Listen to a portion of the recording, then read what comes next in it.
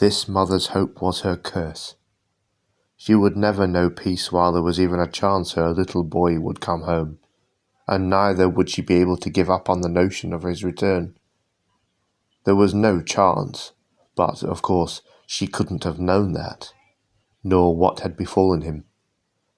After exhausting all possibilities since that fateful morning across many long and awful years, they were still none the wiser.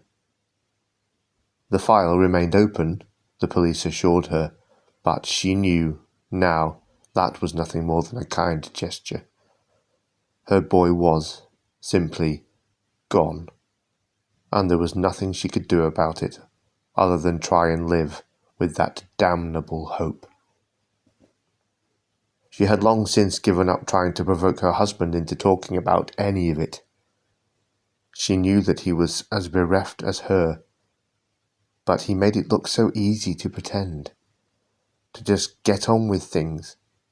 It infuriated her to see him carry on as if nothing had happened, to go to work or to watch a movie, to decorate for fucking Christmas. He carried on as normal when nobody else could or should have, and she hated him for it.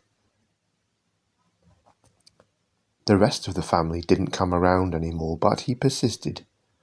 Year on year he picked up the phone and called the brothers, sisters, nephews and nieces who had grown older than their child ever would.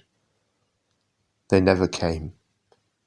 The numbers dwindled, gradually, until she was left alone with the man she'd married, the rest of their own children having flown the nest at the earliest opportunity to get away from that house that any joy had long since forsaken.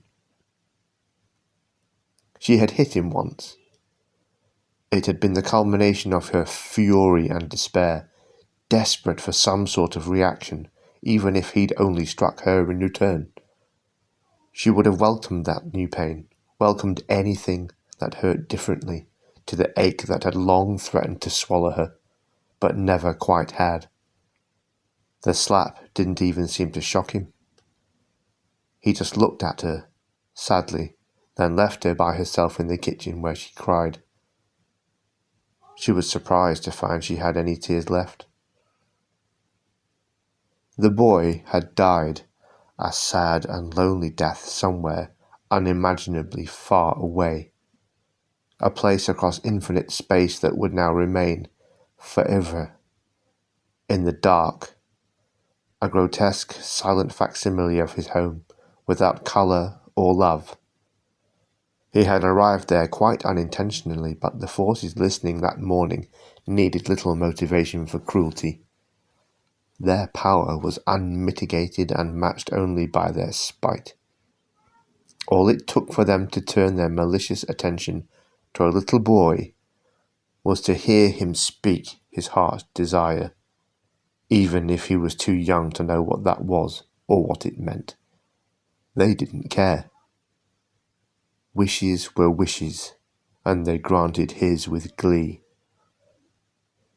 What remained of poor young Kevin lay there in that vast and terrible mausoleum, alone and unseen, on an endless Christmas morning, forever.